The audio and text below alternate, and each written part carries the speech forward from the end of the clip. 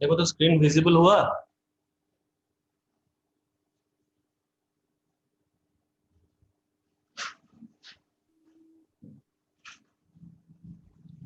Screen yes visible. Sir. Okay, ठीक है, let us start.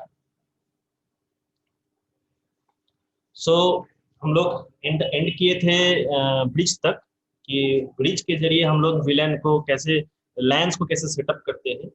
So it is the connecting device, but we are having some issues in bridge. अगर bridge के जरिए सिर्फ connect करते हैं दैट इज नॉट गुड, क्योंकि कुछ इश्यूज में आ जाता है। तो पहला इशू जो हम लोग थोड़ा सा डिस्कस किए भी थे, लेट अस रिकैप्सुलेट, कि पहला होता है कि फ्रेम फॉर्मेट, कि जो ब्रिज है वो दोनों लेयर पे, चूंकि वो एक तरह का एक्टिव हब है, मल्टीपोर्ट एक्टिव हब है, तो उसमें दोनों, तो उसमें जो है जो फॉरवर्डिंग भी होता है, और साथ में जो स्पैनिंग ट्री प्रोटोकॉल पे वो काम करता है, और बैकवर्ड एल्गोरिदम से वो रीड करता है अपने डेटाबेस को, जो फिल्टर टेबल है उसको अपडेट करता है, लेकिन वो सब नोड में ब्रॉडकास्ट करता है। कोई एक नोड के ऊपर अगर कोई फ्रेम आता है तो वो हर लैंस में, जो भी नोड से उसका अलग अलग लैंस कनेक्टेड है, वो हर लैन में उसको ब्रॉडकास्ट करता है। अब ये डिपेंड करता है, क्योंकि हर लैन का अपना फिजिकल लेयर या डेटा लिंक लेयर हो सकता है कोई एक लैन जो है दैट इज वो इथरनेट से कनेक्टेड हो, और दूसरा लैन जो है वो टोकन रिंग से कनेक्टेड हो।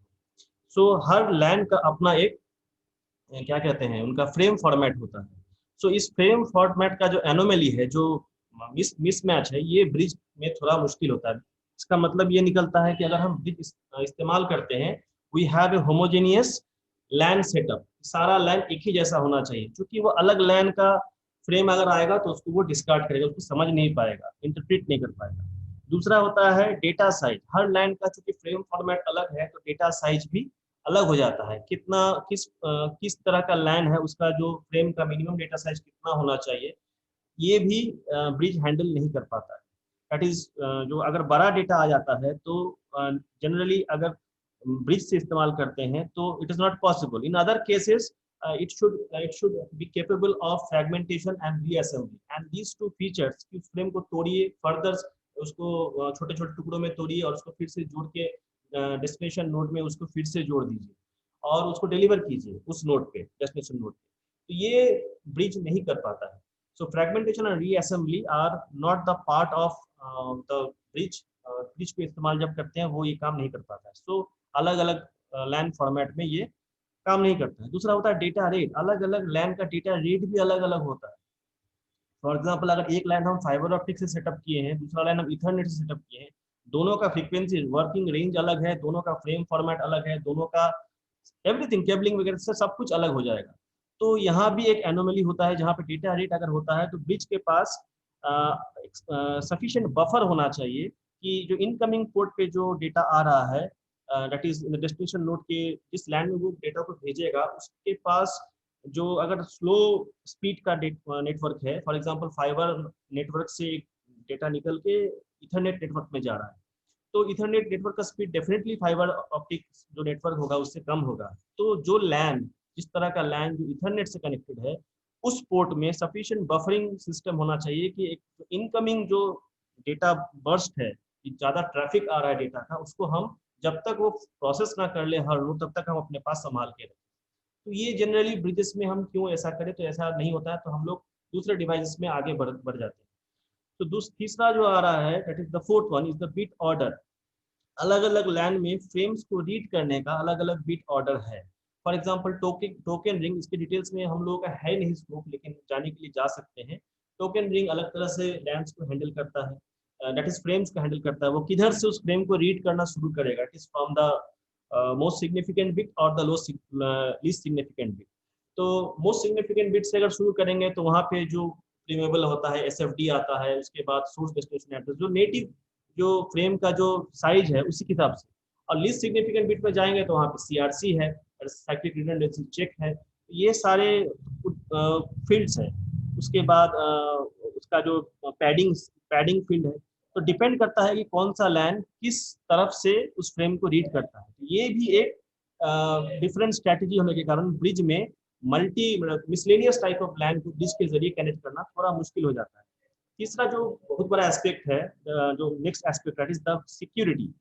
तो ब्रिज में हम इंक्रिप्शन इम्प्लीमेंट नहीं कर सकते। फॉर एग्जांपल इंक्रिप्शन कहाँ चाहिए, जहाँ पे जो मेरा मीडिया जो है ओपन एक्सेस में है। जनरली गाइडेड मीडिया उतना ओपन एक्सेस में नहीं होता है। जैसे हम लोग अगर केबलिंग यूज करते हैं, कोएक्सियल केबल यूज करते हैं या फिर सिल्डेड ट्विस्टेड पेयर केबल यूज करते हैं, वो गाइडेड मीडिया है, मतलब कवर है। जब तक हम उसके मीडियम को टैप नहीं करते हैं, उसको छेड़छाड़ नहीं करते हैं, उसमें पंक्चर नहीं करके वहां से दूसरा कनेक्टिविटी नहीं निकालते हैं, तो टैप वहां से कुछ नहीं हो सकता है।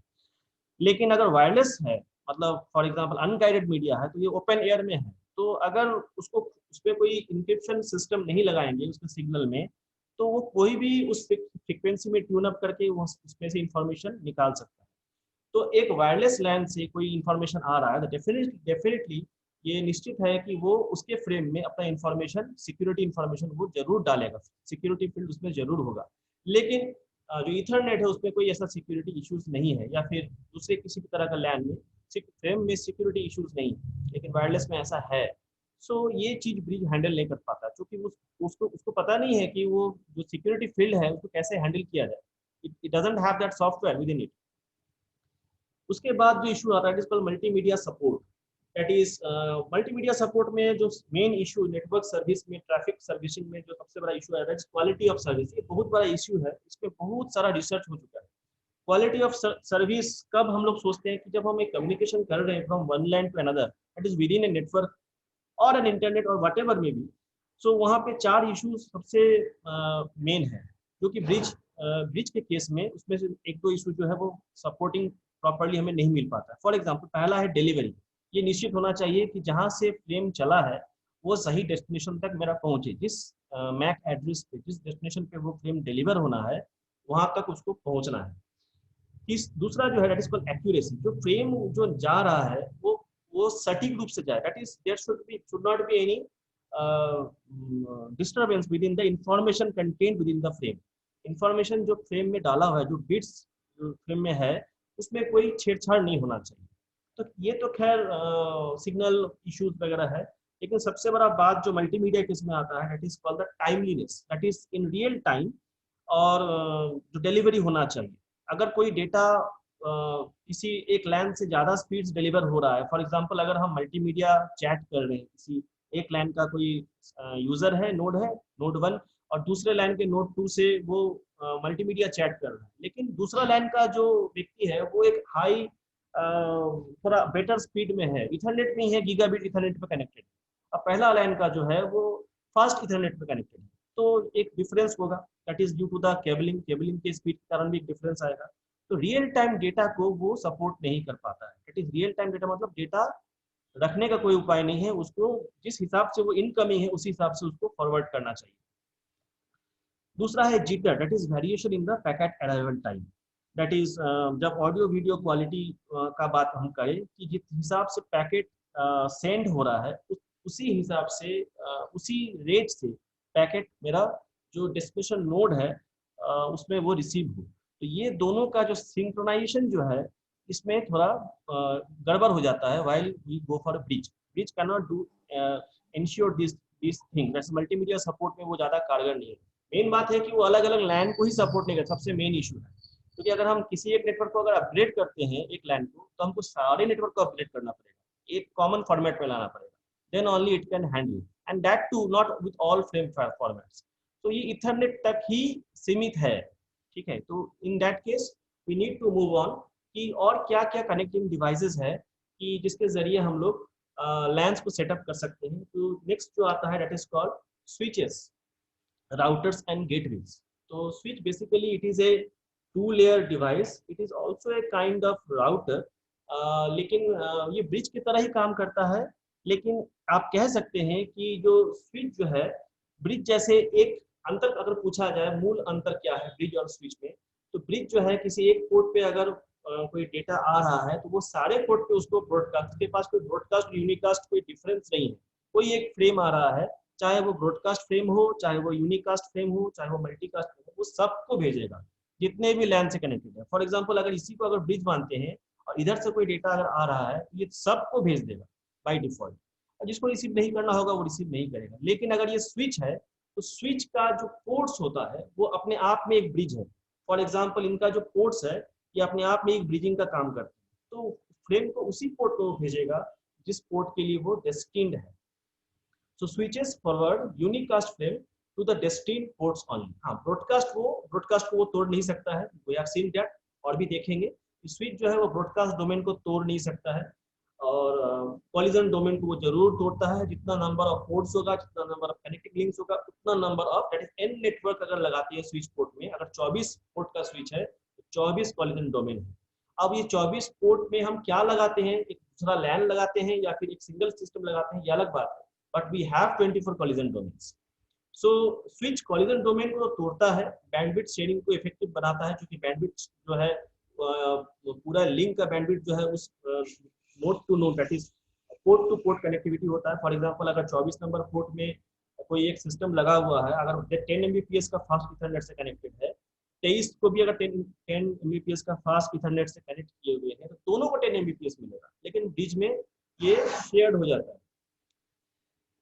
नेक्स्ट जो हमारा आता है that is called routers, that is it is also called 3 layer switch. तो ये क्या करता है, जो जहाँ पे ब्रिज कोई ब्रॉडकास्ट डोमेन नहीं, कोई कॉलिजन डोमेन को नहीं तोड़ पा रहा था, राउटर्स जो है पार्शियली तोड़ पा रहा था, राउटर्स जो है वो ब्रॉडकास्ट डोमेन को भी तोड़ता है, कॉलिजन डोमेन को भी तोड़ता है।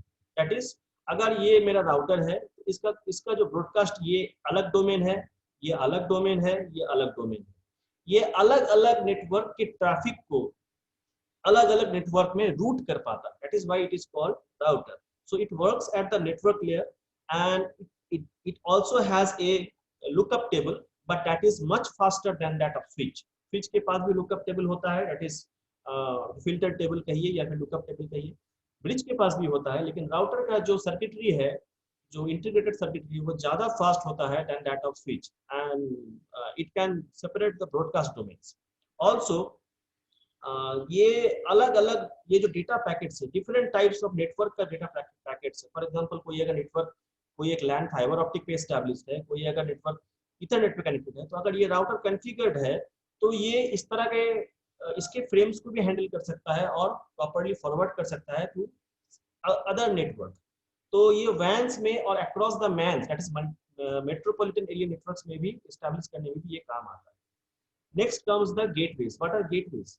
सो ये एक ऐसा डिवाइस है जो हर लेयर पे काम करता है ऑफ TCP/IP। अगर TCP/IP में देखें तो वो 5 लेयर पे काम करता है, अगर OSI मॉडल के रेफरेंस में देखें तो वो 7 लेयर्स पे काम करता है। That is it has security measures. आपका जो ISP प्रोवाइडर हमारे जो जो है, दैट इज BSNL या फिर जो भी जहाँ से हम लोग का ISP मिलता है, they are having gateways. Basically they are having gateways and routers and servers through which they are bifurcating the networks. Network को वो सेगमेंट करते हैं, यही कुछ बेसिक डिवाइसेस को सेगमेंट करते हैं। लैन्स तो हम लोग यूज करते हैं, basically they are using gateways, servers and routers. ये 3 मेन डिवाइस है जिसके जरिए जो सर्विस प्रोवाइडर है अपनी नेटवर्क को सेगमेंटेशन करते हैं, क्योंकि जितना नेटवर्क सेगमेंटेशन होगा, हम उसका जो ट्रबल शूटिंग है, उसका जो प्रॉब्लम्स है या फिर उसका जो सिक्योरिटी, किसी भी तरह का जो क्वालिटी ऑफ सर्विस है, उसको हम उतना फोकस्ड वे में इम्प्लीमेंट कर सकते हैं, उतना फ्लेक्सिबल वे में इम्प्लीमेंट कर सकते हैं, और वो उतना रोबस्ट हो सकता है। और अगर वो कोई एक पार्ट फेल भी करता है तो दूसरा पार्ट में डिस्टर्बेंस नहीं आता है। सो द मेन फोकस हम डिवाइस को बनाने का मेन फोकस है कि ट्रैफिक के पॉइंट ऑफ व्यू से, फिजिकल पॉइंट ऑफ व्यू से भी नेटवर्क को हम जहां तक हो सके सेगमेंट करें। हम क्या बोले, 2 पॉइंट है, एक है ट्रैफिक के पॉइंट ऑफ व्यू से, दूसरा है फिजिकल लोकेशन के पॉइंट ऑफ व्यू से, दैट इज ज्योग्राफिकल लेआउट, हमारा जो रिक्वायरमेंट है उसके पॉइंट ऑफ व्यू से हम नेटवर्क को बाइफरकेट कर सके। जो गेटवेज है वो हर तरह का मैसेज रीड कर सकता है। फॉर एग्जांपल एप्लीकेशन लेयर में जो मैसेज जनरेट हो रहा है उसको भी वो रीड कर सकता है, ट्रांसपोर्ट लेयर का भी मैसेज को वो हैंडल कर सकता है, it can route the data, it can switch also. So वो हर तरह का जो इंफॉर्मेशन पैकेट सिस्टम है, जो ऊपर से नीचे तक जो 5 लेयर्स में जो अलग अलग लेवल में जो अलग अलग पीसेस ऑफ इंफॉर्मेशन होते हैं, फॉर एग्जांपल एप्लीकेशन लेयर में मैसेज होते हैं, एप्लीकेशन प्रेजेंटेशन स्टेशन में मैसेज होते हैं, और आपका नेटवर्क लेयर में पैकेट्स होते हैं, data link layer, physical layer में फ्रेम्स होते हैं, फिजिकल लेयर में बिट्स होते हैं। ये हर तरह का लेवल पे वो काम कर सकता है। It can handle all types of data in all formats. तो ये गेटवेज कर सकते हैं। अब थोड़ा देखते हैं आगे का सिनेरियो, एक तो सिनेरियो जहाँ पे हम लोग देखेंगे कि ये जो 3 अलग अलग राउटर स्विच जो है कैसे ब्रॉडकास्ट एंड डोमेन्स को वो तोड़ते हैं। सो हब्स एंड स्विचेस में कुछ डिफरेंस यहाँ पे है। That is a hub network is an unswitched network. अगर हब के जरिए हम कनेक्ट करते थे तो बेसिकली वो अनस्विच्ड नेटवर्क है। कोई भी डेटा अगर होस्ट ए एक डेटा को फॉरवर्ड कर रहा है तो ये इसके पास भी जाएगा और बाकी सारे जो भी जुड़े हुए हैं सबके पास जाएगा। तो इसके पास कोई ब्रॉडकास्ट डोमेन नहीं है, कोई कॉलिजन डोमेन नहीं, कुछ नहीं है, नथिंग। तो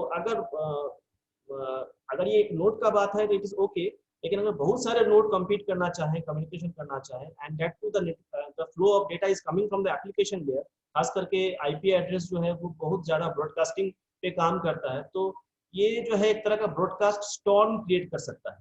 So all nodes in the same collision domain and a same broadcast domain. So it is basically in that sense it is basically a flat network. So even the unicast packet, अगर A को इस particular address को भेजना है तो ये सबको सुनाई देगा, तो नो सिक्योरिटी इशू, कोई सिक्योरिटी इंप्लीमेंटेशन है ही, हो ही नहीं सकता है हब के जरिए। अगर A कोई चीज भेजना चाहता है तो ये भी सुनेगा, ये भी सुनेगा, सारे नोड सुनेंगे और सबके पास फॉरवर्ड होगा। हाँ, रिसीव करे नहीं करे वो अलग बात है। So even unicast packets are heard by all and received by the intended. Highly network resource consuming. एक ट्रैफिक के लिए हम सबको ब्लॉक कर रहे हैं और अगर सब लोग मिलकर करना शुरू करें तो it will create a broadcast and it will create a broadcast storm and it will take down the network. पूरे नेटवर्क को वो एक हॉल्ट स्टेट पे लेके चला जाए। उसी जगह पे अगर हम स्विच नेटवर्क पे बात करते हैं, that is using the switches, वो पैकेट्स पे काम करता है। Switch based network packets switches the packets to respective ports based on the filter table। वो अपने फिल्टर टेबल के आधार पे काम करता है, तो वो उसी पोर्ट पे फॉरवर्ड करेगा फ्रेम जिस पोर्ट पे जाने का होगा।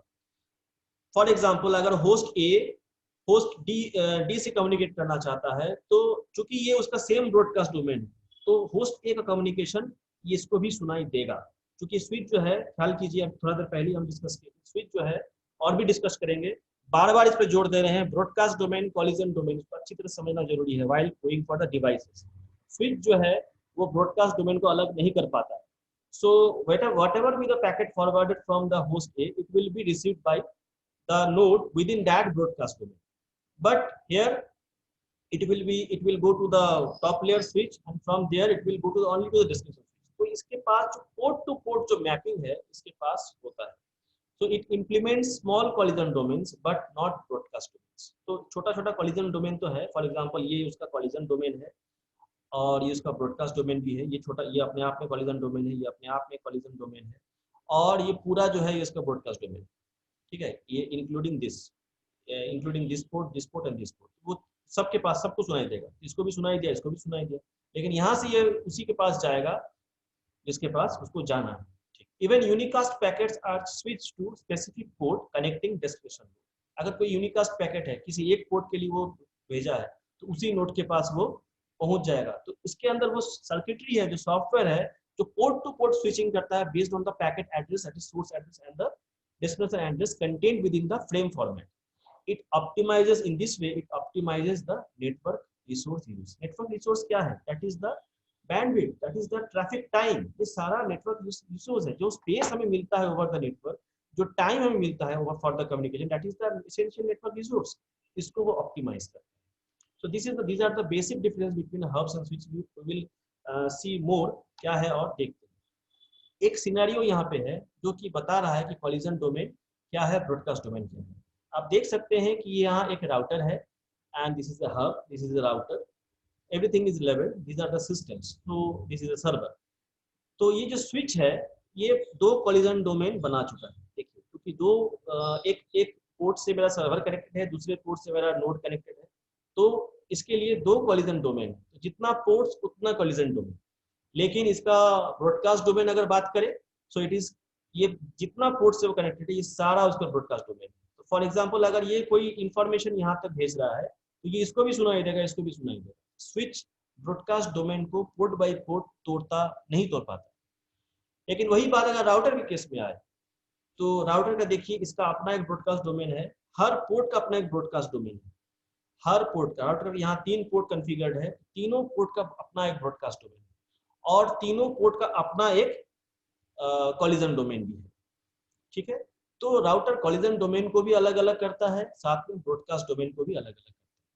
अब जैसे ही ब्रॉडकास्ट डोमेन के राउटर के अंदर आते हैं अब ये हब का अगर बात करें तो ये हब का कुछ भी नहीं है। क्या है इसका सारा जो है ब्रॉडकास्ट डोमेन है और सारा जो है कॉलिजन डोमेन है। मतलब कोई भी इंफॉर्मेशन अगर यहाँ पे आता है ये सबको सुनाई देगा। सो हब ना ब्रॉडकास्ट डोमेन को अलग कर सकता है ना कॉलिजन डोमेन को अलग कर सकता है। यहाँ भी वही बात है कि ये यहाँ पे कोई भी चीज घटेगा ये दोनों राउटर को सुनाई देगा। So it doesn't bifurcates broadcast domain and collision.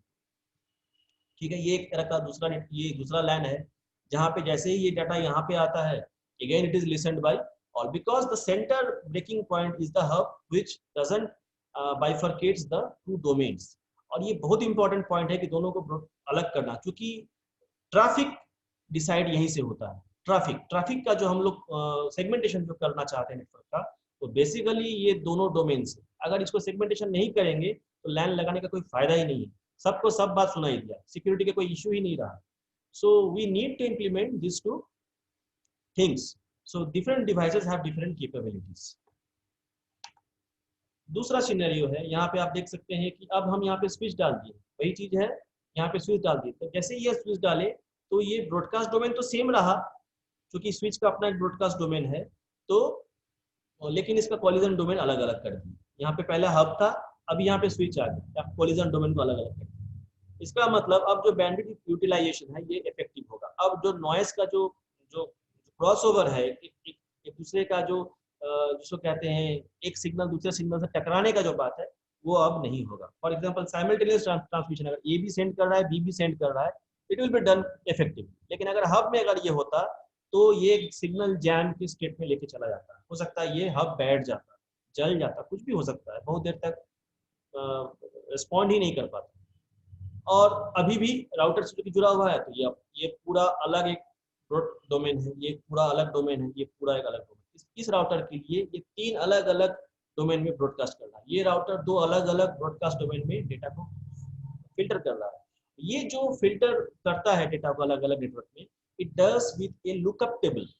Switches, LANs, switches, bridges and hubs में फिल्टर टेबल यूज होते हैं, राउटर्स में लुकअप टेबल यूज होता है, and that is it is very faster. उसके पास अपना एक डेटाबेस होता है जिसके जरिए within its ROM, read only memory, जहाँ से वो उसको update, sorry NV RAM, non volatile RAM, जिसके जरिए वो हमेशा डेटा अपडेट करता है और नए नए नेटवर्क को डिस्कवर करते रहता है। So this is one scenario you can understand. I hope it is clear. We shall we move, आगे बढ़े। क्लियर है broadcast domain, collision domain? Anyone? Hello hello sir थोड़ा रिपीट कर दीजिए, शॉर्टली रिपीट कर दीजिए सर। फिर रिपीट कर दे, तुम वीडियो को रेफर कर लेना, फिर डाउट जो होगा पूछ लेना।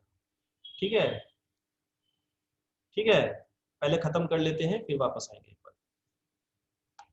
सो फिर से एक दूसरा एग्जांपल है, यहाँ पे हम फिर से एक स्विच लगाए हैं जहाँ पे 3 कॉलिजन डोमेन है और यहाँ पे हब है। अभी भी ये 2 नेटवर्क को कम्युनिकेट कर रहा है, जोड़ रहा है, लेकिन विदाउट एनी बाइफर्केशन।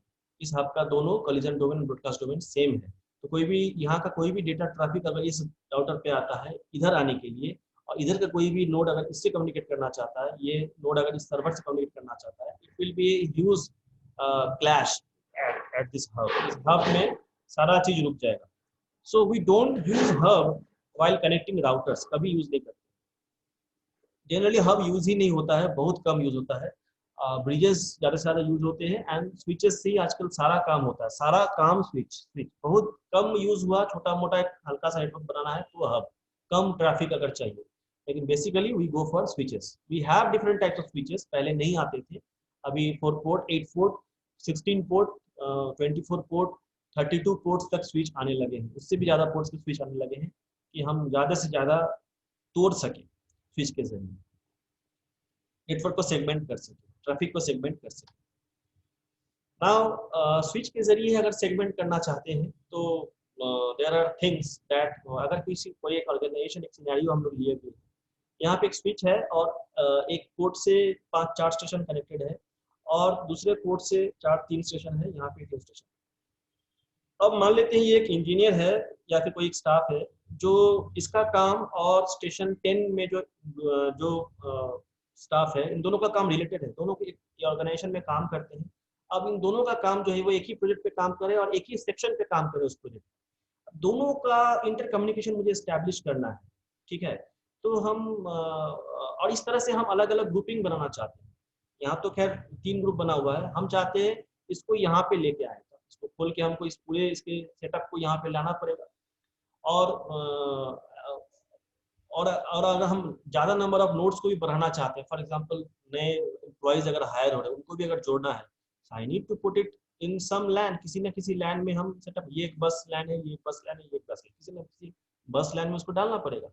तो अगर ये ग्रुपिंग हम करना चाहें, सो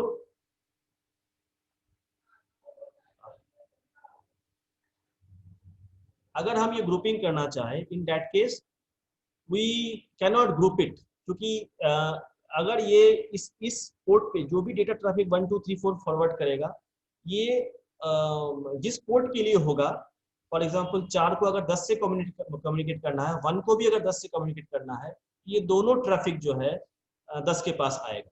लेकिन हो सकता है 4 10 से रिलेटेड नहीं हो, so I need to group it. So अगर आपको ग्रुप करना है, ऑर्गेनाइजेशन का लैंड्स को अगर ग्रुप करना है, तो हम कैसे करेंगे? सो this is one of the requirement that we face in real time scenarios। तो ऑर्गेनाइजेशन में जब लैंड करते हैं तो वहाँ इंडिविजुअल नोड्स पे जो काम हो रहे हैं, हो सकता है हमको ग्रुप करना चाहें, तो ब्रिज स्विच जो है हमें ऐसा कोई ऑप्शन नहीं देता है कि हम पोर्ट्स को अलग अलग जोड़ लें। साथ में अगर कोई फ्लेक्सिबिलिटी एंड स्केलेबिलिटी, अगर नंबर ऑफ नोड्स बढ़ाना भी है पर पोर्ट या फिर पर स्विच, और उसको कॉन्फ़िगर करना है, अलग अलग लैंड्स पे कॉन्फ़िगर करना है, that flexibility is not also given by the switch. तो हमको फिजिकली अलग लैंड एस्टैब्लिश करना होगा थ्रू ए स्विच। हमको उस स्विच में एक हब, जैसे फॉर एग्जांपल यहाँ पे देख रहे थे, ये जो कहाँ गए, ये जो स्विच है, इसमें अलग अलग हमको लैंड बनाना पड़ेगा, अलग अलग लैंड बनाना पड़ेगा यूजिंग द हब के जरिए। सो ये जो दो इश्यूज है, ये हमारा स्विच के जरिए, physical connectivity of the switch के जरिए यूज हेल्पफुल नहीं है। दूसरा एक इशू देखते हैं, फॉर एग्जांपल अगर ये एक सिनेरियो है कि राउटर से सब कुछ कनेक्टेड है और we are having 6 lands, 6 land 1 to 6। अब ये 6 लैंड को मान लीजिए ये 6 सेक्शन है, एक इंजीनियरिंग सेक्शन है, दूसरा सेल्स है, मार्केटिंग है, मैनेजमेंट, फाइनेंस, शिपिंग, तो ये सारे को हम जोड़ना चाहते हैं। हम लोग राउटर यूज किए हैं। अब मान लेते हैं कि ये सेल्स वाला जो है ये फाइनेंस से बात करना चाहता है, या फिर ये जो शिपिंग है अगर उसको फाइनेंस से बात करना है, तो क्या कोई संबंध है शिपिंग का फाइनेंस से?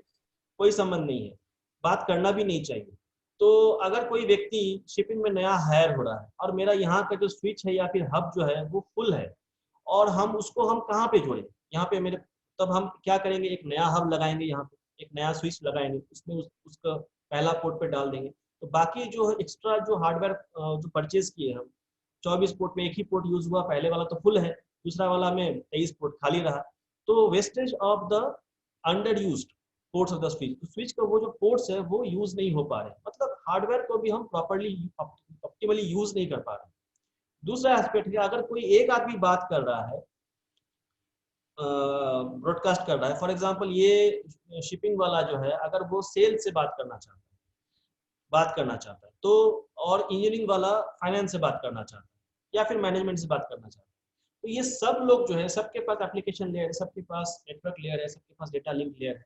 तो ये लोग जब बात करेंगे तो it will create a traffic, huge traffic. तो ट्रैफिक को हम तोड़ नहीं पा रहे हैं। लॉजिकल हमारा डिपार्टमेंट्स अलग अलग है, हमारा लॉजिकल नेटवर्क भी अलग है। एक फिजिकल नेटवर्क जो स्विच दे रहा है हमें, जो राउटर्स दे रहे हैं, जो हब दे रहे हैं, और उसके ऊपर हमारा जो ऑर्गेनाइजेशन का जो लॉजिकल सेगमेंटेशन है उसको हम प्रॉपर्ली इम्प्लीमेंट नहीं कर पा रहे, या अगर ज़्यादा नंबर ऑफ एम्प्लॉयज भी आ जा रहे हैं तो इसको हम जोड़ नहीं पा रहे हैं। उसके बाद उनको कनेक्ट नहीं कर पा रहे हैं। फॉर एग्जाम्पल अगर शिपिंग में कोई नया आदमी आ रहा है, अब उसको यहाँ पे तो जोड़ नहीं पाए, तो यहाँ पे मान लीजिए हम नया स्विच इस्तेमाल नहीं किए, तो हम उसको लेके डाल दिए फाइनेंस में, रूम खाली है, फाइनेंस वाला सेक्शन जिस रूम में बैठ रहा है वहाँ पे तो रूम खाली है, जगह खाली है, यहाँ पे जितने शिपिंग वाले जो बंदे हैं सारे बैठे हुए हैं जगह में, उस रूम में, उस लैंड में जितना जो स्विच लगा हुआ है वो भी भर गया है और वो जगह भी भर गया है। अब इस नए बंदे को जो रिक्रूट किए हैं हम शिपिंग के लिए, हमारा सेल्स बढ़ा है तो शिपिंग भी बढ़ा है, इसको हम कहाँ बैठाएं? अब ले दे के हमको फाइनेंस में जगह खाली है तो उसके लैंड में हम डाल देंगे, तो ये हब में जो कम्युनिकेशन चल रहा है, अगर ये फाइनेंस वाली 4 नोड है, ये 4 नोड अपने आप में जो बात करेंगे शिपिंग वाला उसको सुन सकता है। So there is no security issue, मतलब सिक्योरिटी को भी हम इम्प्लीमेंट नहीं कर पा रहे हैं। तो सब कुछ जैसे ओपन है, खुलेआम नेटवर्क है एक तरह। तो कनेक्ट सेगमेंटेशन तो कर रहे हैं, लेकिन इन सारे इश्यूज को हम कवर अप नहीं कर पा रहे हैं। Wastage of hardware, under use off switch ports, security को भी कवर अप नहीं कर पा रहे हैं। अगर सब लोग एक साथ बात करते हैं तो इट विल क्रिएट ब्रॉडकास्ट, और वर्स्ट केस में एक ब्रॉडकास्ट स्टॉर्म क्रिएट होगा, मतलब ये भी बात करना चाह रहा है, ये भी बात करना चाह रहा है, ये भी बात करना चाह रहा है, तो हम ट्रैफिक का जो है प्रॉपरली हम तोड़ नहीं पा रहे, लोड बैलेंसिंग भी नहीं हो पा रहा है। क्योंकि ये सारा जो है ट्रैफिक जो है, ये सारे जो ऑर्गेनाइजेशन है, जो लैंड्स में हम लोग बांटे हुए हैं, सब एक दूसरे से कनेक्टेड है। तो हम ट्रैफिक को प्रॉपरली लोड वाइज कैसे बांटें, जिसके पास जिसको जितना कम्युनिकेशन करना है, जितना टाइम रिसोर्स चाहिए या बैंडविड्थ रिसोर्स चाहिए, उसको उतना ही टाइम या बैंडविड्थ हम दें, या उसको उतना ही पाथवेज दे, उसको उतना ही कनेक्टिविटी दे। फॉर एग्जांपल इंजीनियरिंग वाले को किससे बात करना है, तो उसको उतना ही कनेक्टिविटी हम दें। तो ये सारे इश्यूज को हम एड्रेस नहीं कर पा रहे हैं in land, and for that we need something that is called logical at the logical level. Physical level पे तो हम तो बांट चुके हैं, सेगमेंटेशन कर दिया, अलग अलग डिवाइस से हम तोड़ पा रहे हैं, लेकिन हमारे जो लॉजिकल लेआउट है ऑर्गेनाइजेशन का, उसको हम नहीं तोड़ पा रहे हैं। उसके हिसाब से वो फिजिकल सपोर्ट नहीं, सफिशिएंट नहीं हो रहा, सफिशिएंट नहीं हो रहा है। And for that we need a logical distribution system, that is segmentation system, and for that we use VLANs. So क्या motivation मिला हमको VLANs के लिए? That is we need, when we need to group logically related organizational work in physical LANs, we need to go for VLANs. For example, if we हमारे college में अगर academic section को अगर हम एग्जाम सेक्शन से connect करना चाहें, definitely we can go for VLANs। लेकिन क्या एकेडमिक सेक्शंस को एग्जाम सेक्शन को लाइब्रेरी से कोई संबंध है? हो सकता है कोई संबंध नहीं है, हो सकता है कि कोई दो ऐसा नेटवर्क है जिसका कोई संबंध नहीं, लेकिन फिर भी हम उसको अगर उसको VLAN यूज नहीं करेंगे, they will be communicating with each other and they can view each others traffic. दूसरा लोड बैलेंसिंग देखें हम लोग। तीसरा जो है that is broadcast traffic control. चौथा सिक्योरिटी, कि डेटा का कोई किसी का लैंड का टाइम सेंसिटिव डेटा या फिर information sensitive, organisation sensitive data को टैप नहीं कर सके, अनएक्सपेक्टेड टैपिंग ना हो जाए। फ्लेक्सिबिलिटी, स्केलेबिलिटी, हम जोड़ सके, बढ़ा सके, घटा सके, और जहाँ चाहे वहाँ पे हम इस्टेब्लिश कर सके। मतलब नए यूजर का ग्रुपिंग को चेंज कर सके, जैसा चाहे वैसा कर सके। फॉर एग्जांपल एक बैंकिंग ऑर्गेनाइजेशन में जाते हैं, आज जो अकाउंट्स काउंटर में बैठा होता है, कल वो कैश काउंटर में चला जाता है।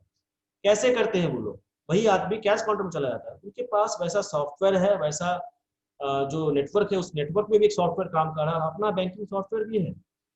तो ये सारा जो एक लॉजिकल लेवल पे काम कर रहा है। Wastage of hardware, these are the main motivation that ask for something different from the traditional LANs, that is called virtual LANs। तो क्या है, अगर ऐसा ये सारा चीज है, तो हम लोग क्या जो अभी तक जो LANs है, क्या उसको हम फेंक दें?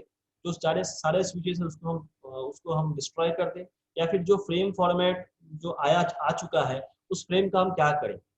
क्योंकि अब दूसरा लैन बनाना है, दूसरा VLAN, दूसरा अगर लैन लोकल एरिया नेटवर्क बनाना, उसका फ्रेमिंग भी अलग होगा। तो उस फ्रेमिंग में क्या इंफॉर्मेशन नया डालें, क्या फील्ड हम भरें, ताकि हम इसको तोड़ सके, सिक्योरिटी वाइज, लोड वाइज, सब कुछ किस तरह से फिर, क्योंकि सारा ट्रैफिक जो है वो फ्रेम से कम्युनिकेट हो रहा है। फ्रेम में ही सोर्स एड्रेस है, फ्रेम में ही डेस्टिनेशन एड्रेस है, उसी में ही आपका CRC चेक है, सारा फील्ड वहीं से हो रहा है, वहीं से वो ट्रैफिक रूट हो रहा है। तो क्या हम क्या करें? पूरा फ्रेमिंग सिस्टम को ही बदल दे, पूरा प्रोटोकॉल को ही बदल दे? सो कुछ करना पड़ेगा। इथरनेट का जो अब तक बन चुका है या जिस पे अब तक ऑर्गेनाइजेशन चल रहा है, सबको क्या फेंक दे? तो इन सब को कौन डिसाइड करेगा? तो इसको डिसाइड करने के लिए वी नीड VLAN। तो VLAN क्या करता है? What is a VLAN? So it is a group of device on one or more logically segmented. The point is that the network LAN should be logically segmented. LANs configured by use of management software। एक management software हम use करेंगे जिसके जरिए हम segmentation करेंगे। Enabling devices, जो अलग अलग डिवाइस को एनेबल करेगा, communicate as if attached to the same physical medium when they are actually located on numerous different LAN segments।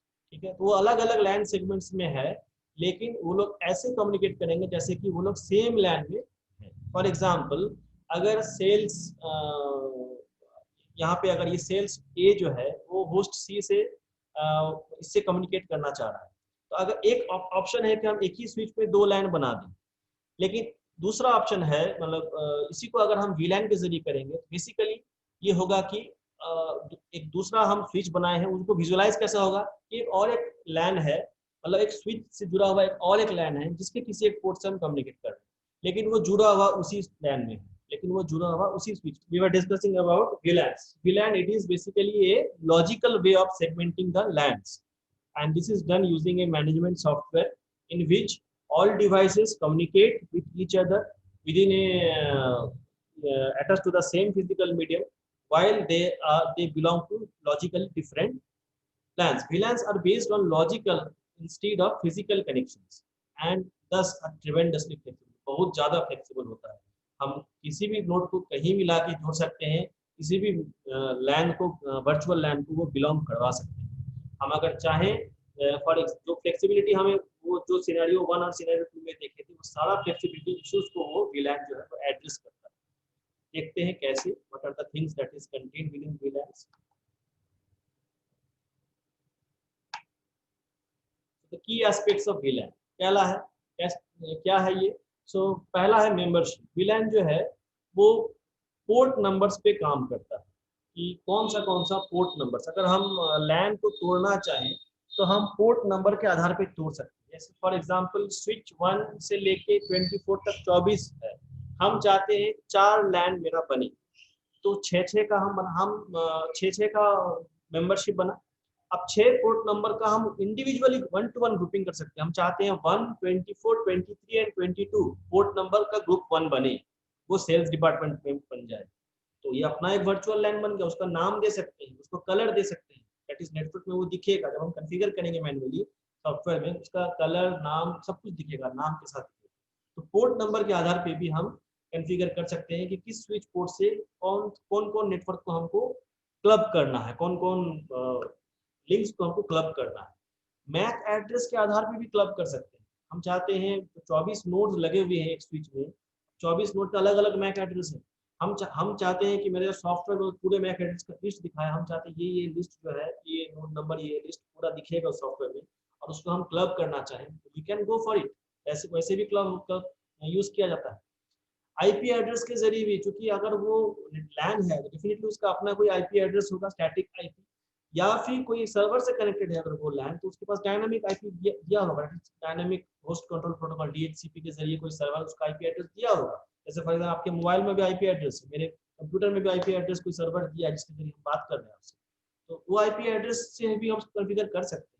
Multicast IP address के जरिए भी कॉन्फ़िगर कर सकते हैं कि हाँ ये पर्टिकुलर ट्रैफिक जो है ये 4 या 5 पोर्ट के जरिए 4 या 5 नोड को ही डिलीवर होगा, और किसी को सुनाई नहीं देगा ये ट्रैफिक। या फिर हम ये चारों चीजों को, पॉलिसीज को एक साथ इंप्लीमेंट कर सकते हैं ओवर ए स्विच अक्रॉस डिफरेंट स्विचेस। हम ऐसा कर सकते हैं कि 2-3 स्विच को हम कनेक्ट कर दिए और पूरा लैन सेटअप बनाए। हर स्विच में अपना छोटा छोटा हर नोड कनेक्टेड है, 24 लगा हुआ है, 72 नोड कनेक्टेड है, और हम 72 नोड को ओवर द 3 स्विचेस हम लैनिंग कर सकते हैं। फॉर एग्जाम्पल स्विच 1 में नोड 1 और स्विच 3 में पोर्ट 1 में जो स्विच है, हम दोनों को एक लैन में डाल सकते हैं। So across the LAN we can connect, we can create VLANs, within a switch we can create VLANs। So ये इन तरीके से हम लोग कर सकते हैं, मेंबरशिप हम बना सकते हैं। दैट इज कोई एक पर्टिकुलर नोड किस VLAN को वो बिलोंग करेगा, उसका मेंबरशिप क्या होगा। तो these are the criteria through which we can connect, establish और configure VLANs। Next comes the configuration. जैसे हम कॉन्फ़िगर करते हैं तो हम लोग कैसे कर सकते हैं। There are 3 types of configuration. One is the manual, another is automatic, that is dynamically it is configured, another is the semi automatic. So manual क्या है, ऑटोमेटिक क्या है, सेमी ऑटोमेटिक क्या है, देखते हैं। तो स्टैटिक कॉन्फ़िगरेशन जो है ये बेसिकली नेटवर्क एडमिनिस्ट्रेटर जो उस नेटवर्क को चला रहा है वही करता है। मैनुअली किस पे बैठ के करता है, उसी स्विच पे बैठ के करेगा कि किसी सॉफ्टवेयर के जरिए, डेफिनेटली VLAN एक मैनेजमेंट सॉफ्टवेयर के जरिए ही चलेगा, उसी के जरिए वो कॉन्फ़िगर करेगा। That software will be N interface to see all the MAC addresses connected to the port numbers, all the IP addresses of individual MAC addresses, and it will use the software। उसके पास जैसे एक software में होता है उस software में सारा button होगा जिसके जरिए कॉन्फ़िगर कर सकते हैं। स्टैटिक लेंस क्या है? They it access static ports manually and those ports are manually assigned to VLANs। हम चाहते हैं 1 2 3 पहला स्विच का पहला 3 पोर्ट जो है वो VLAN 1 बने, 3 4 5 6 जो स्विच 2 का जो है वो एक अलग VLAN 2 बने, उसका अलग नाम दे सकते हैं, ऑर्गेनाइजेशन बेस्ड उसको नाम दे सकते हैं, अपना भी एक अलग दे सकते हैं आइडेंटिफाई करने के लिए। तो स्टैटिकली हम कॉन्फ़िगर करती है सारा चीज। दूसरा ये हाईली सिक्योर है, क्योंकि मैनुअली हम करते हैं तो सारा चीज नेटवर्क एडमिनिस्ट्रेटर के हाथ में रहता है, वो जिसको चाहेगा डालेगा, जिसको नहीं चाहेगा नहीं डालेगा। तो जिसको वो डालेगा सिर्फ पैकेट उसी के पास फॉरवर्ड होगा, सबके पास नहीं होगा। So it is highly secure, without that access to the software you can not change the VLAN। कोई आके जुड़ भी जाएगा तो वो नेटवर्क पे जस्ट एक जुड़ा हुआ नोड बन के रहेगा, कम्युनिकेशन वो किसी से नहीं कर सकता, कि किसी लाइन को बिलोंग नहीं करेगा बाय डिफॉल्ट। तो हम सेगमेंटेशन प्रॉपर्ली कर पाए in terms of security.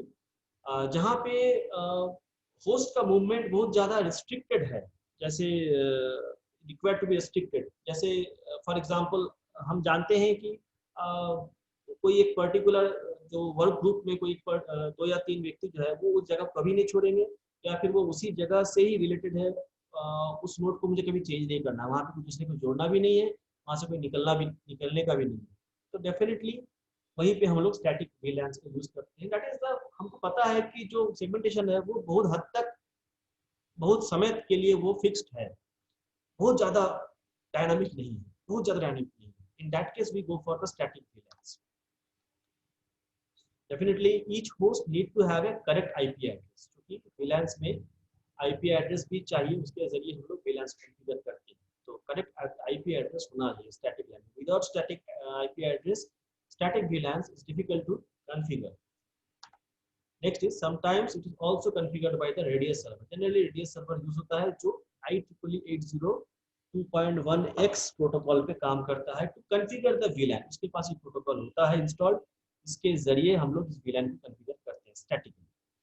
Then comes the dynamic VLAN, or that is automatic. So ये अपने आप में एक सॉफ्टवेयर है जो खुद ये काम करता है। Dynamically determines the nodes VLAN assignment, कौन सा नोड किस VLAN को बिलोंग करता है, ये उसके पास अपना एक सॉफ्टवेयर होगा जो हर जो जिसके जरिए हम कम्युनिकेट करेंगे, इस सॉफ्टवेयर के जरिए हम असाइन करेंगे, वो सॉफ्टवेयर डिसाइड करेगा कि कौन सा नोड किस VLAN को बिलोंग करता है। It uses more than one or all membership tokens to decide nodes VLAN assignment. जहाँ पे स्टैटिक जो है वो स्ट्रिक्टली IP को यूज करता है, यहाँ पे वो चारों को यूज कर सकता है। मेंबरशिप का जो ये क्राइटेरिया है वो सबको मिला के मेंबरशिप बना सकता है कि कौन सा नोड किस VLAN को बिलोंग करता है, क्योंकि ये खुद करता है, ये ऑटोमेटेड है, सॉफ्टवेयर से चलता है। नेक्स्ट, इट रिक्वायर्स डेटाबेस, ये करेगा तो उसके पास अपना एक डेटाबेस होना चाहिए, सॉफ्टवेयर अपना डेटाबेस बिल्ड करेगा, उसी डेटाबेस के जरिए करेगा। वो डेटाबेस किस पे काम करता है? It uses A VMPS, VLAN management policy server से वो कनेक्टेड होगा, जिसके जरिए ये VLAN काम करेगा, वो सॉफ्टवेयर काम करेगा। ये सॉफ्टवेयर कहाँ इंस्टॉल होना चाहिए? ये किसी सर्वर में इंस्टॉल होना चाहिए जहाँ पे ये सॉफ्टवेयर चलेगा और वो सारे नोड्स को वो ऑटोमेटिकली कॉन्फ़िगर करेगा। So what are the advantages of semi automatic? जो है वो बेसिकली दोनों को मिला के, दैट इज स्टैटिक और डायनामिक का गठजोड़ है। So when some policies are done to be static and some policies can be done as dynamic, then that type of configuration is called semi-automatic configuration. क्या क्या एडवांटेज इसमें मिलता है हमको? That is cost and time reduction in reconfiguration. अगर VLAN establish कर रहे हैं, स्टैटिक हो या डायनामिक हो, तो हमको रिकॉन्फ़िगरेशन में नहीं जाना पड़ रहा है, मतलब हमको बार बार फिजिकल टोपोलॉजी को चेंज नहीं करना पड़ रहा है। हम चाह रहे हैं कि वो वहीं पे जुड़ा हुआ है, उसी रूम नंबर 2 में जुड़ा हुआ है, लेकिन बस उसको वहां से हम चाह रहे हैं अब वो सेल्स में जाना चाहता है, I need to put it in sales that person. तो हम सिंपली सॉफ्टवेयर में बैठेंगे, जहाँ पे मेरा सर्वर है उसमें जो सॉफ्टवेयर इंस्टॉल्ड है उसमें बैठेंगे और उसके नोड को हम सेल्स को बिलोंग करवा देंगे, सेल्स सेक्शन को बिलोंग करवा देंगे लॉजिकली, ऑटोमेटिक वो सेल्स में, वो वहीं पे है, आदमी वहीं पे काम कर रहा है, उसका हम वर्क नेचर चेंज कर दिए कि आज आपका ड्यूटी सेल्स पे है। इसी तरह बैंक में जो काम होते हैं वो हर दिन चेंज होते हैं, एंड दैट इज डायनामिकली, कुछ हद तक स्टैटिकली एंड कुछ हद तक डायनामिकली वो काम करता है। एंड इसके ऊपर भी बैंकिंग सेक्शन में जो है उसका अपना सॉफ्टवेयर है, जहाँ पे एक कॉमन पोर्टल है जहाँ के जिसके जरिए वो किसी भी नोड को एक्सेस कर सकता है। Also it helps creating virtual work groups. तो हम लोग अपने ऑर्गेनाइजेशन के डिमांड के आधार पे हम लोग एक वर्क ग्रुप बना सकते हैं यूजिंग वीलैन। सिक्योरिटी तो इम्प्लीमेंट हो ही रहा है, क्योंकि जिस वर्क जो वीलैन है जब तक उसको दूसरे वीलैन से कनेक्टिविटी नहीं देंगे तब तक वो दूसरे वीलैन से बात ही नहीं कर पाएगा। एक वीलैन में अगर 4 मेंबर है, वो 4 मेंबर अपने आप से ही बात करेगा, they are supposed to talk within each other and no traffic of that those members will be routed to any other VLAN। कोई दूसरा VLAN उसको सुन नहीं सकता, हालांकि वो उसी स्विच में है, उसी किसी न किसी पोर्ट में जुड़ा हुआ है, वो सुन नहीं सकता। Increase the number of broadcast domains. VLAN के जरिए भी हम लोग ब्रॉडकास्ट डोमेन को बांट रहे हैं। मतलब स्विच पे क्या था, सारा पोर्ट जो है वो एक ब्रॉडकास्ट में था, और सब पोर्ट जो है अपने आप में एक कॉलिजन एक सिंगल ब्रॉडकास्ट डोमेन में था, और सारा पोर्ट जो है अपने आप में कॉलिजन डोमेन था। ध्यान से सुनो, स्विच में सारा पोर्ट जो है अपने आप में कॉलिजन डोमेन है, और जो सारा पूरा स्विच जो है अपने आप एक ब्रॉडकास्ट डोमेन है, अगर वीलैन नहीं है। अब हम उसमें से टुकड़ा बांट रहे हैं, दैट इज वीलैन 1, वीलैन 2, 1 से लेके 4 तक वीलैन 1, 5 से लेके 8 तक वीलैन 2। तो अब जो डाटा ब्रॉडकास्ट होना है कोई दूसरे नेटवर्क से आ रहा है या सर्वर से आ रहा है, अगर वो वीलैन 1 में जाना है तो वो ब्रॉडकास्ट सिर्फ वीलैन 1 के 4 नोड के पास ही जाएगा, वीलैन 2 को मिलेगा नहीं वो डाटा। तो हम ब्रॉडकास्ट डोमेन को तोड़े, ब्रॉडकास्ट जो ट्रैफिक है वो भी मेरा घटा। तो ब्रॉडकास्ट डोमेन का साइज को हम छोटा करते चले जा रहे हैं, क्योंकि ये पूरा वीलैन में पूरे स्विच पे फैला हुआ था। अब छोटे छोटा वीलैन बना के उस वर्चुअल लैन में ब्रॉडकास्ट को सीमित कर रहे हैं, तो ट्रैफिक भी घटा और सेगमेंटेशन भी मेरा बढ़ा। इस तरह से मेरा ब्रॉडकास्ट स्टॉर्म भी कुछ हद तक घट जाता है, क्योंकि सबके पास सारा इंफॉर्मेशन नहीं जाता है ब्रॉडकास्टिंग। कुछ इंफॉर्मेशन सबके लिए होता है लेकिन सबके पास नहीं जाता है, जिस वीलैन के पास होना होगा उसी के पास जाएगा। परफॉर्मेंस मेरा बूस्ट करता है। These are the main advantage of VLAN। अब ये इम्प्लीमेंट होता कैसे है, how it is implemented, what are the things that we need to think of while implementing VLAN, कैसे इम्प्लीमेंट किया गया। सो अगर इसी थोड़ा सा देख लेते हैं, और इसी VLAN को अगर स्विच के जरिए इम्प्लीमेंट करेंगे, आप देख सकते हैं ये मैंने एक सॉफ्टवेयर है नेटवर्क का, उसी पे मैं कॉन्फ़िगर किया हूँ, मैनुअली इसको कॉन्फ़िगर किया हूँ।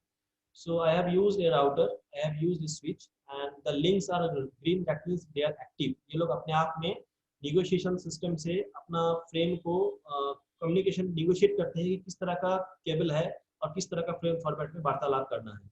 So when their link is up, it becomes green, and that snapshot I have put here।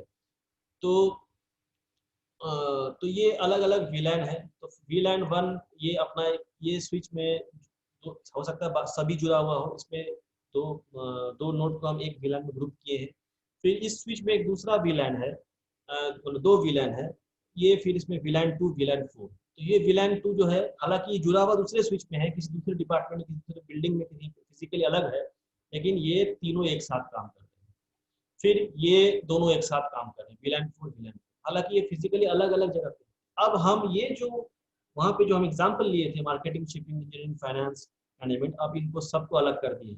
अब अगर किसी को अगर हम शिपिंग में जोड़ते हैं किसी नए बंदे को, तो वो शिपिंग को ही बिलोंग करेगा, वो VLAN में उसको हम कहीं भी जोड़ दें। हो सकता है मेरा शिपिंग वाला जो स्विच है वो भर गया है, जो VLAN 3 कहाँ पे है, ये VLAN 3 है, यहाँ VLAN 3 हो सकता है, यहाँ का जो सारा स्विच भर गया, यहाँ भी सारा स्विच भर गया, ठीक है, कोई बात नहीं, हम इसको यहाँ जोड़ देंगे, ठीक है। तो स्विच 5 में जोड़ देंगे, यहाँ खाली है, और स्विच 5 में उसको जोड़े, उसको बस हम सॉफ्टवेयर के जरिए VLAN 3 के साथ कनेक्टिविटी डाल देंगे कि ये मेरा VLAN 3 को बिलोंग करता है। तो अब ये अपने आप में शिपिंग में ही कम्युनिकेशन रहेगा, और ये किसी दूसरे VLAN से अगर हम कनेक्ट करेंगे तो ही वो दूसरे VLAN से बात कर पाएगा। मतलब शिपिंग वाला अगर they are subjected, they are allowed to communicate with sales, only then they can communicate with sales।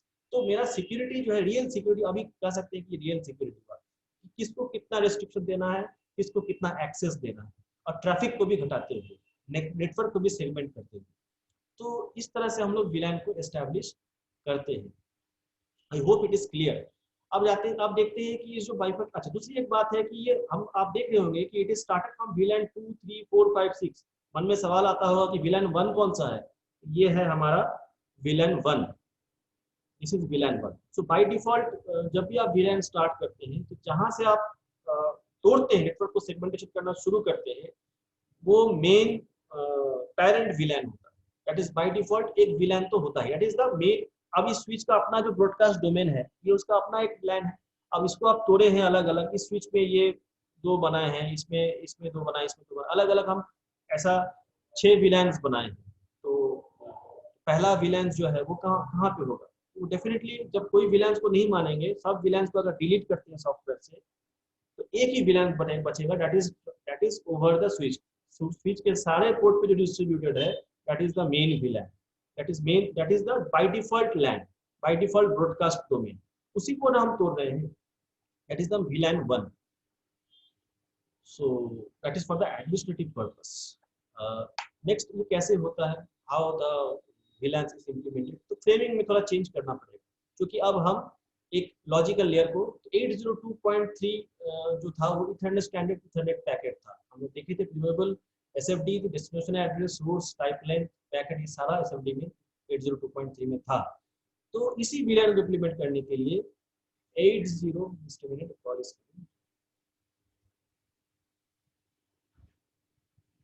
Class में है, बाद में बात करें।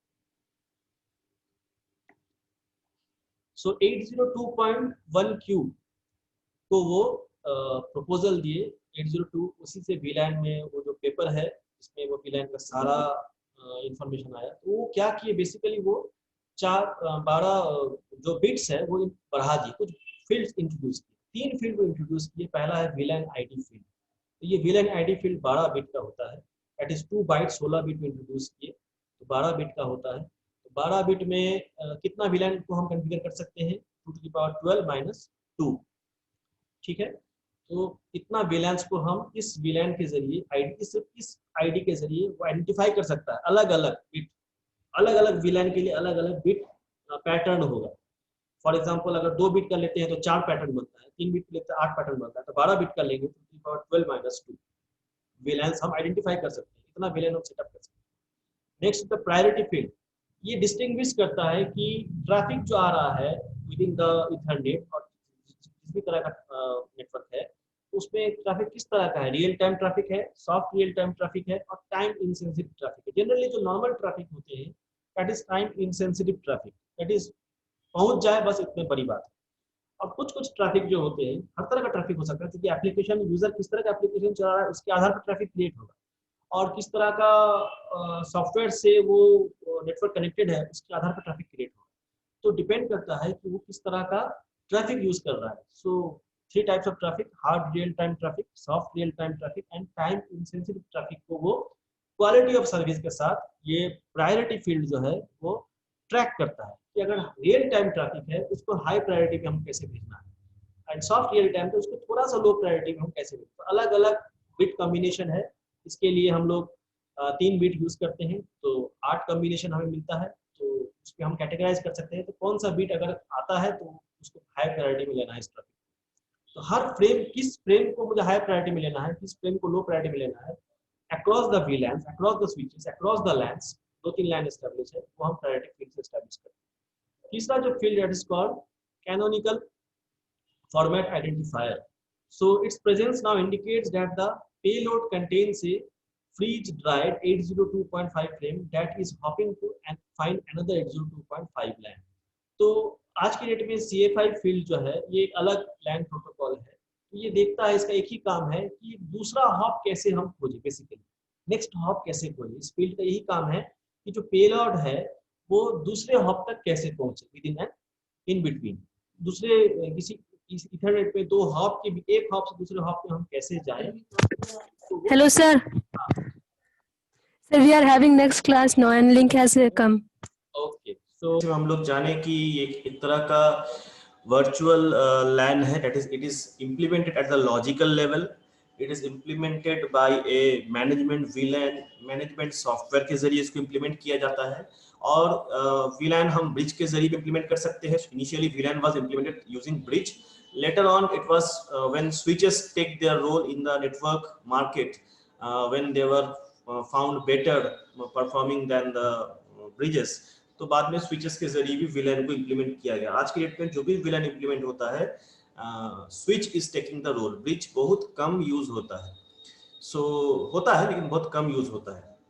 सो हम लोग देखे थे कि frame what how does the VLAN communicate. तो जब VLAN दो एक स्विच में ही अगर हम फिजिकली नोड्स को ग्रुपिंग करना चाहते हैं दैट इज वर्चुअल उनका अपना एक लैन बनाते हुए. So we need to identify the lands using the frames के जरिए हमको लैन का आइडेंटिफाई करना है. तो ये एक टिपिकल फ्रेम फॉर्मेट है जो इथरनेट का है. इसी में हमको थोड़ा सा कुछ बिट्स और ऐड किया गया, that is 2 bytes 16 bits add और किया गया, जिसमें 12 बिट जो है उसको यूज किया गया सिर्फ विलैन आइडेंटिफाई करने के लिए.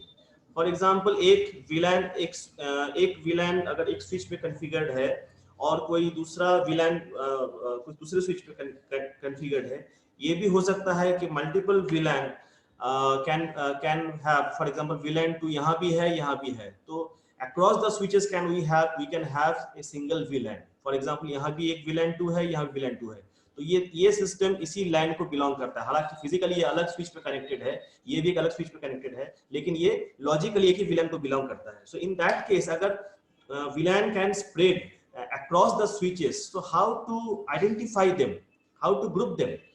So for that we need a field that has to be inserted in the जिसको फ्रेम फॉर्मेट में डालने की आवश्यकता पड़ा, that is called VLAN ID field. ये 12 बिट का होता है और इस 12 बिट के जरिए हम लोग लगभग 2^12-2 you can calculate the number, इतना VLAN को हम लोग कॉन्फ़िगर कर सकते हैं विद इन ए स्विच, जो कि वो सपोर्ट करता है. इतना बिट हम उसमें ऐड करते हैं और इसी 12 बिट के कारण हम लोग अक्रॉस द स्विचेस हम मल्टीपल VLANs बना सकते हैं. हो सकता है हम 4 या 5 या 10 स्विच ले लिए हैं और एक VLAN इधर है तो दूसरा VLAN किसी और जगह पे है, तो multiple VLANs, various configurations can be done using this 12 bits. दूसरा फील्ड जो वो इंसर्ट किए फ्रेम फॉर्मेट में, that is called priority field. तो प्रायोरिटी फील्ड में यहाँ पे ट्रैफिक को प्रायोरिटी देने के लिए वो इंट्रोड्यूस किए, क्योंकि VLAN बनाने का पहला पर्पस था, उसमें हम लोग डिस्कस किए थे मोटिवेशन में, कि लोड बैलेंसिंग, कि ट्रैफिक अननेसेसरी जिस लैन में लोड कम है और जिस लैन में लोड ज्यादा है, ये लोड को हम बाइफर्केट कर सके और ट्रैफिक को ऑप्टिमली यूज कर सके. ओके, अब लोड को ऑप्टिमली हम लोग यूज कर सके, तो सॉरी बैंडविड्थ को हम ऑप्टिमली यूज कर सके. सो इसके लिए हमको ट्रैफिक को डिस्टिंग्विश करने की आवश्यकता है. एंड जनरली ट्रैफिक जो होता है that is called time insensitive traffic, that is कभी भी पहुंच जाए, बस इतना पहुंचने से मतलब है, उसको टाइम से कोई मतलब नहीं है. But some traffics are very crucial and they are categorised as hard real time traffic and soft real time traffic. तो अलग अलग सिचुएशन में हम लोग इस तरह के ट्रैफिक्स को मतलब फेस करते हैं, और दोनों ट्रैफिक में हम proper routing of the data और proper balancing of the load अगर ठीक रखें, तो we can assure the quality of service over the Ethernet. यहाँ तक कि हम लोग जो वॉइस ओवर जो हम लोग बात करते हैं, वाईफाई के जरिए हम लोग जो बात करते हैं, that is using the VLAN identifier, कि हम किस तरह का ट्रैफिक को, हम अगर वॉइस को भेजना चाहते हैं तो उसके लिए भी एक अलग PRI फील्ड वो टैग करेगा. उस फ्रेम्स में जो वॉइस डेटा जो जाएगा उसमें अलग ट्रैफिक बिट्स टैग करेगा, PRI फील्ड बिट्स को टैग करेगा, ताकि उसको प्रायोरिटी मिलेगी वॉइस ट्रैफिक है ओवर द इथरनेट. तो क्या है ये हार्ड रियल टाइम ट्रैफिक, थोड़ा देखते हैं, and soft real time. So hard real time traffic is a system whose operation is incorrect, whose result is not produced according to the time constraint. मतलब कोई अगर ऐसा ट्रैफिक है जो कि टाइम कांस्टेंट पे डिपेंड करता है, मतलब टाइम सेंसिटिव है, उसको एकदम रियल टाइम में उसको पहुंचने की आवश्यकता है. For example air traffic control, जैसे जो हम लोग जो एयरपोर्ट सिस्टम में जो हम लोग यूज करते हैं, वहां पे जो ट्रैफिक सिस्टम है, वो जो डेटा ट्रैफिक सिस्टम है, that is hard real time traffic. Medical systems में भी जो ट्रैफिक यूज करते हैं, that is hard real time traffic. Soft real time होता है कि वो पहुंचना तो टाइमली चाहिए, but we can compromise with some issues. कुछ issues में हम compromise कर सकते हैं, तो that is called soft real time traffic. So these are some of the differences, कि ये इसमें साइज ऑफ डेटा इस स्मॉल मीडियम हो सकता है, इसमें बहुत जनरली बहुत बड़ा होता है. मल्टीमीडिया सिस्टम्स में जो है ये डेटा बहुत बड़ा होता है. इनका जो रिस्पॉन्स टाइम ये मिली सेकेंड में होता है, इनका रिस्पॉन्स टाइम थोड़ा ज्यादा होता है, थोड़ा ज्यादा समय भी इस पे अलाउड है. इसमें peak load performance should be predictable. हम इसमें कॉम्प्रोमाइज किसी भी तरह से नहीं कर सकते हैं. ज्यादा से ज्यादा लोड अगर होगा तो वो कितना होना चाहिए, दैट शुड बी प्रेडिक्टेबल. इसमें कुछ टॉलरेंस है कि हाँ भाई पीक लोड भी अगर है, गेम कर रहे हैं, गेम खेल रहे हैं, या फिर कोई मल्टीमीडिया, 2-3 तरह का मल्टीमीडिया पे हम काम कर रहे हैं, तो थोड़ा सा स्लो डाउन को हम मैनेज कर सकते हैं। In this system, safety is critical, and this system safety is not critical. These are some of the issues of hard real-time traffic and soft real-time traffic. Generally, ये railway signalling system में use होता है, satellite launch में use होता है। वहाँ पे अगर एक कंप्यूटर सैटेलाइट स्टेशन में एक कंप्यूटर दूसरे सिस्टम से कम्युनिकेट कर रहा है और वहाँ पे अगर डिले हो जाए, सो इट इज वेरी क्रिटिकल। लेकिन अगर डीवीडी प्लेयर अगर रीड करने में 2 मिनट डिले हो जाए, तो it is not so critical. अगर फोन लगने में 2 मिनट लेट हो जाए, that is not so critical, but it is also real time. So in this way we have different types of traffic, and ये इस तरह के ट्रैफिक का लोड को VLANs पे अलग अलग सिचुएशन में अलग अलग VLAN जो हम एस्टैब्लिश, क्योंकि VLAN बन रहा है वो हर तरह के सिचुएशन के लिए बन रहा है, हर तरह के एप्लीकेशन के लिए बन रहा है। तो अलग अलग VLANs में हम ये ट्रैफिक को बाइफरकेट कर सके और लोड को बैलेंस कर सके, ताकि हमारा जो अवेलेबल बैंडविड्थ है लिंक का, उसको हम ऑप्टिमल यूज कर सके और better quality of service for that application mean to be, उसको हम यूज कर सके। तीसरा जो फील्ड है, that is called canonical format identifier. एक बिट का होता है। बेसिकली ये एक इनिशियली ये जो फील्ड डाला गया था, यूज लोग मतलब डिफाइन किए थे, वो बेसिकली वो एक कॉर्पोरेट थॉट प्रोसेस से है। अगर आप कोई टेनेनबम की किताब पढ़िएगा, you will get that idea. एक कॉर्पोरेट थॉट प्रोसेस से है, लेकिन ये भी एश्योर करता है कि नेक्स्ट हॉप तक जो पैकेट है, जो VLAN पैकेट है, वो प्रॉपर्ली पहुंच जाए। So these are the fields that was being introduced, and the 802.3 standard IEEE frame, Ethernet frame was changed to 802.1Q, और ये पहला ब्रिज से इंप्लीमेंट हुआ, बाद में इसको स्विच में तब्दील कर दिया गया। तो जब स्विच आया तो switch take over their role in establishing VLANs।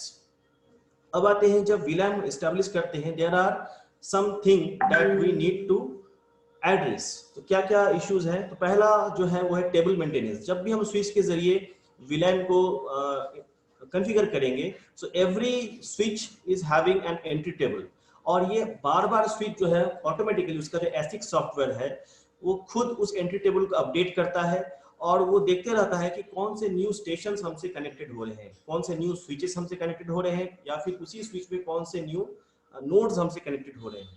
So this table maintenance is automatically done by the switches of the configured VLANs। और अगर हम VLAN को टाइम टू टाइम अगर चेंज करते हैं, तो वो स्विच जो है उसी टेबल मेंटेनेंस अपना जो टेबल है उसी से वो जान जाता है कि ये पर्टिकुलर नोड किस VLAN को बिलोंग कर रहा है आज के डेट में, अभी के टाइम में।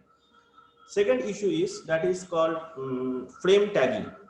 सो अगर हम एक स्विच से दूसरे स्विच में that is across the switches अगर VLAN कॉन्फ़िगर्ड है, और हम चाहते हैं कि एक स्विच का VLAN दूसरे स्विच के VLAN से, मतलब दो VLAN दो स्विच में अलग अलग लोकेटेड है।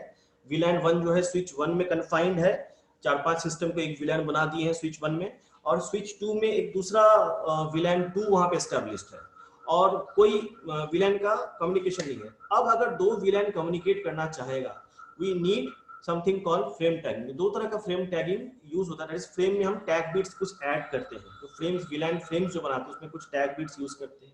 We have inter switch link, that is ISL tagging, and also ये सिस्को का बेसिकली जो सिस्को जो स्विचेस होते हैं वो इसको यूज करते हैं।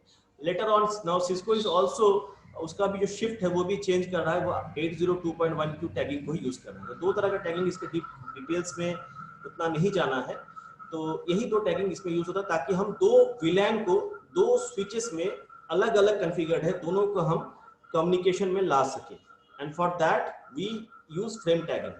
ठीक है, अगर एक ही स्विच में दो या तीन VLAN है, by table maintenance they will communicate with each other. मान लीजिए अगर सिर्फ यही स्विच है, इसी में दो VLAन मेंटेन्ड है, इस पे 5 सिस्टम जुड़ा हुआ है, इस पे 5 system, they can communicate, no issue.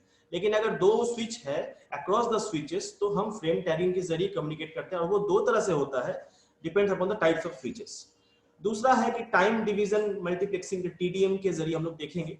TDM के जरिए भी हम लोग दो स्विच जो है वो कम्युनिकेट कर सकते हैं। What is TDM?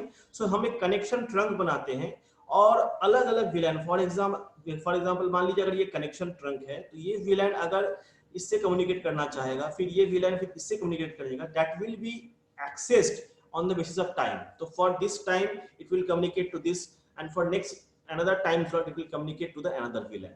तो टाइम के आधार पे जब हम चैनल्स को बांट देते हैं कि कौन सा VLAN कब कम्युनिकेट कर सकता है, इट्स मतलब टाइम के ऑर्डर में उसको हम एक्सेस देते हैं ओवर द ट्रंक पोर्ट, मतलब जो कनेक्शन पोर्ट के जरिए अगर हम एक्सेस देते हैं, that is called time division multiplexing of VLANs. For example मतलब एक VLAN दूसरे VLAN 2 या 3 से कम्युनिकेट करना चाहता है तो उसको टाइम के आधार पे एक्सेस मिलेगा, तो हर का अपना इक्वल फेयर ऑफ टाइम मिलेगा. सो ये बेसिकली ये 3 तरह से हम लोग VLAN को इंप्लीमेंट करते हैं. दैट इज स्टेबल मेंटेनेंस जब एक ही स्विच है, frame tagging when multiple switches and across the switches VLAN are spread, and time division with respect to time also. अब ये जो कम्युनिकेशन एस्टैब्लिश करते हैं, we need 2 types of ports. क्योंकि कोई भी लिंक जो है उसको 2 तरह से हम कॉन्फ़िगर कर सकते हैं. अगर ये पोर्ट है तो ये सिंपली एक पोर्ट है, लेकिन इसको अगर कॉन्फ़िगर करना है, वी नीड टू VLAN में डालना है, so we can make it as an access port or we can make it as a trunk port.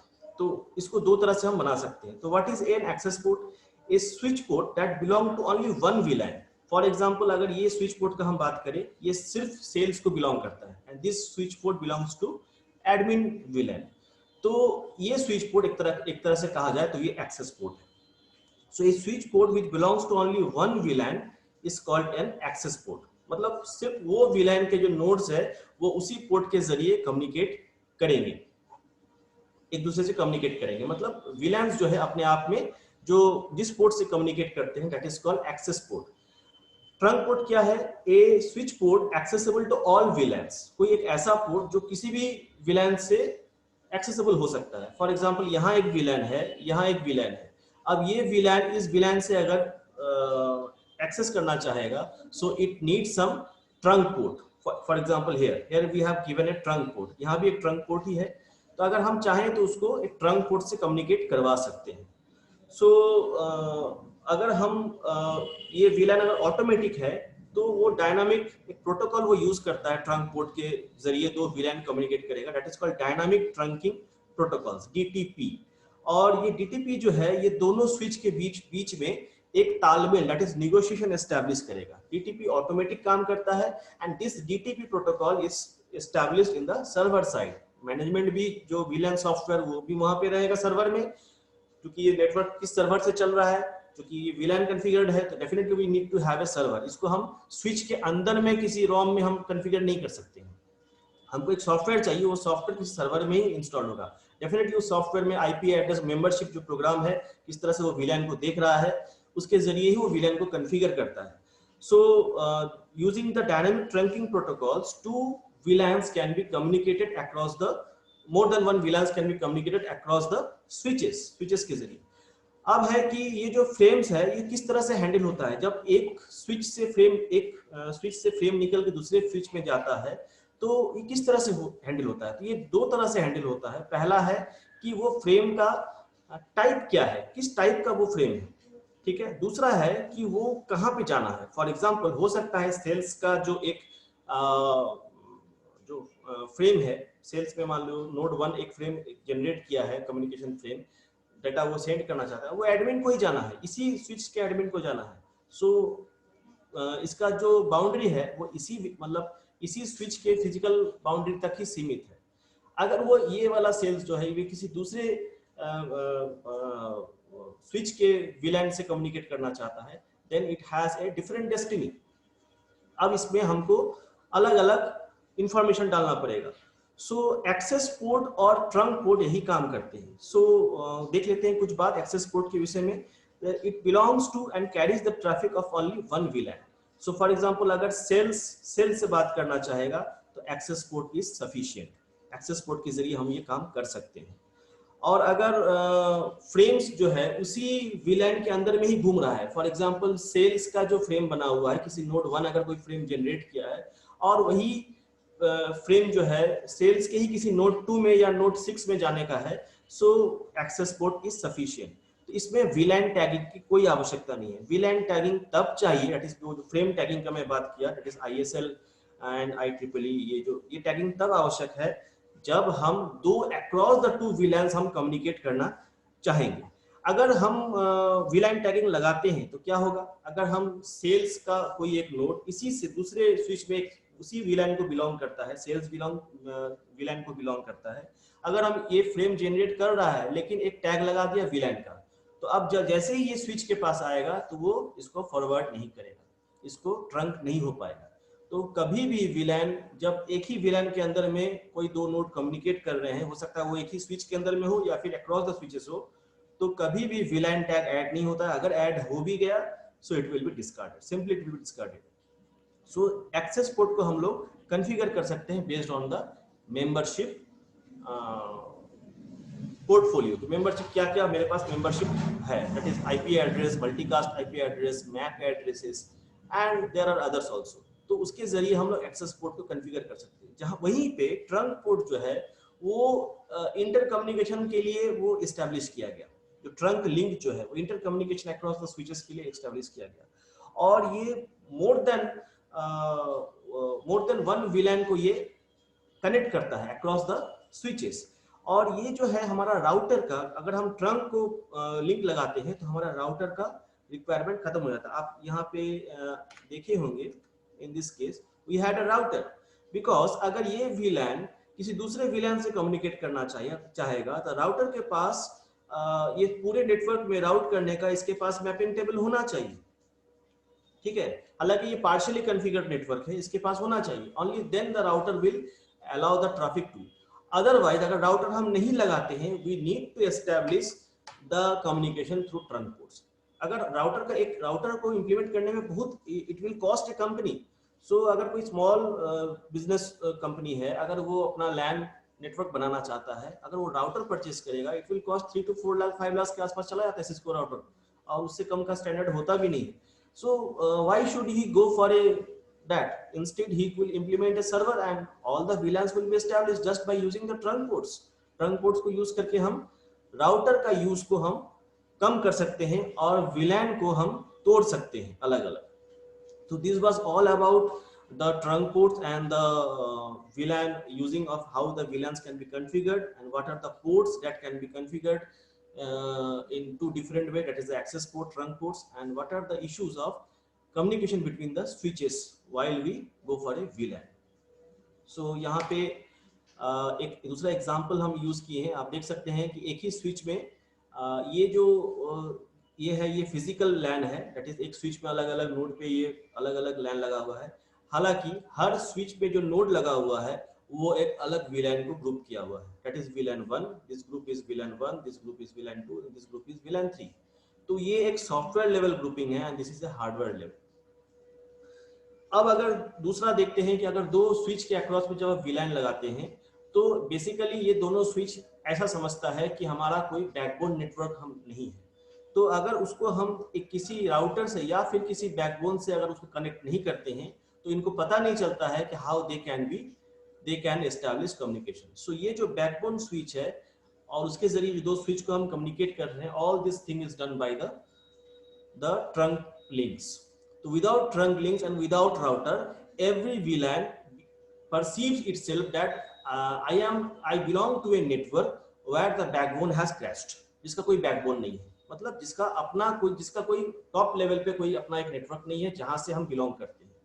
तो अगर किसी VLAN को हमको बिलोंग करवाना है किसी एक बड़े नेटवर्क से, मतलब प्रॉपर कनेक्टिविटी उसको देना है, we need to have a backbone switch और a router so that packets can be transferred across the VLANs and across the switches, spread across the switches. So this was all about VLAN, and any questions? If you have any questions, you can ask. Hello. Any questions? Hello. Sir VLAN और trunk link में क्या different है? VLAN and trunk link में क्या different है? Trunk link जो है अलग अलग अक्रॉस द VLAN वो कनेक्टिविटी देता है।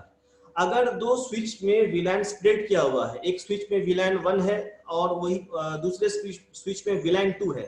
VLAN 1 एक अलग ही कॉन्फ़िगर्ड VLAN है, उसपे 5 सिस्टम है, हो सकता है वो सेल्स डिपार्टमेंट का हो, और VLAN 2 जब वो एडमिनिस्ट्रेटिव सेक्शन का हो। अब VLAN 1 अगर VLAN 2 से बात करना चाह रहा है और दो अलग अलग फिजिकल स्विचेस में दोनों रिजाइड कर रहा है, ठीक है। For that we need the trunk link and for that communication we need the frame tagging. क्योंकि फ्रेम टैगिंग जब करते हैं तभी हम विलेन आइडेंटिफाई करते हैं उसमें कौन सा विलेन में जाना है।